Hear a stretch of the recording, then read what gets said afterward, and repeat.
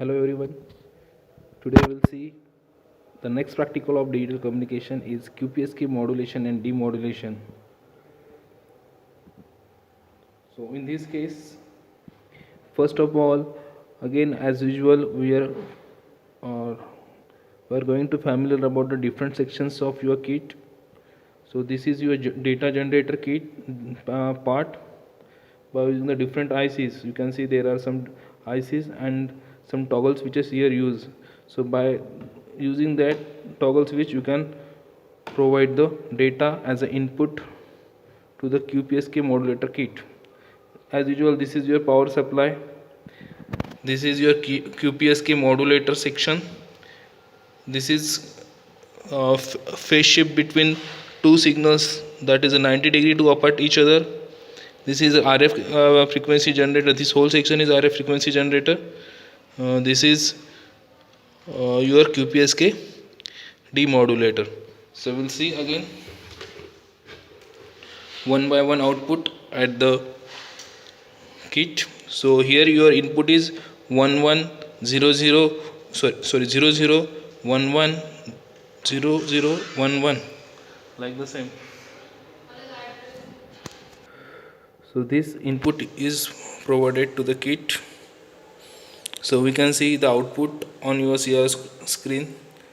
So this is your ground and this is your non-return to zero data NRZ, that is the input. So channel 1 is connected to the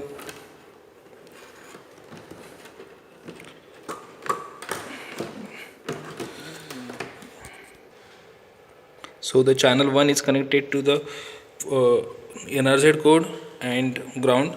So here you can see the output of channel 1. This is channel 1 again. This is channel 2. So channel 1 output is here, you can see. Then you can see the in phase of the signal, that is channel 1 is in phase, and channel 2, I am going to connect channel 2 to its Q phase. Q is nothing but the quadrature phase. Quadrature is nothing but the 90-degree to apart from each other. So you can see here these two signals, you can see there are 90-degree apart from each other. You can see here, see these are the 90-degree to each other in the same fashion. So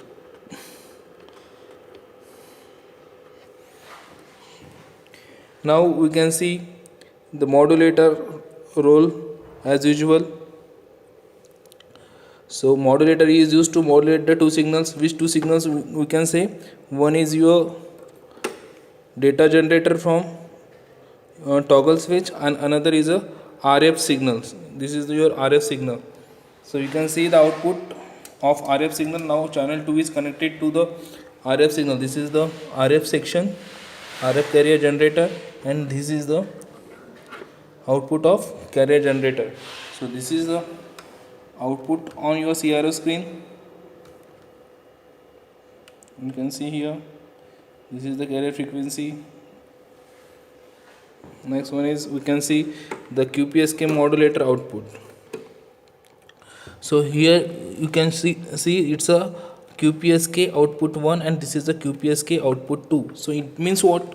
It's a modulator 1 output and this is the modulator output again, but this is in phase and this is out of phase. If it is 1, this is a 90 degree. If it is 0 degree, it is a 90 degree. If it is 0 degree, it is a 90 degree. So there are 90 degree to each other, you can see. So now I connected output at the QPSK. So this is the output of channel 2.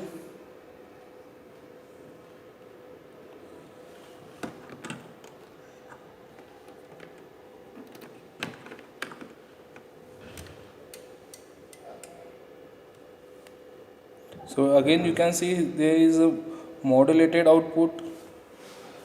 Why it is like look like this? Because it is a combination of your input signal as well as RF frequency. So if we are increasing its amplitude, you can see here it's a looks like this.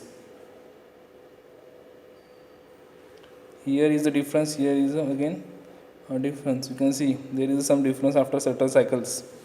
So similarly, if you are interested to find out, I connected Q2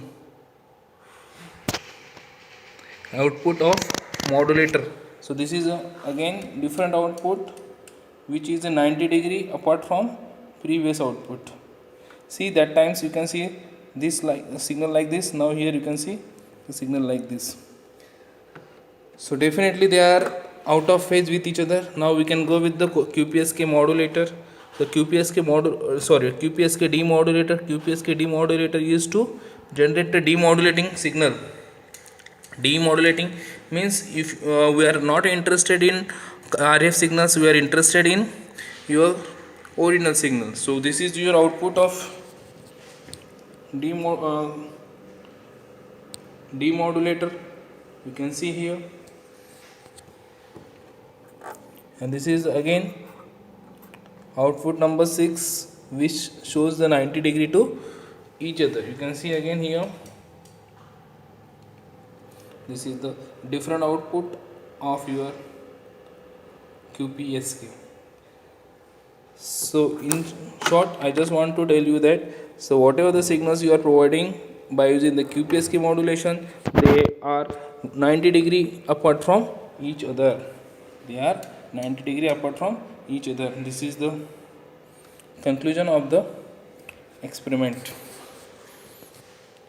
Okay, thank you so much.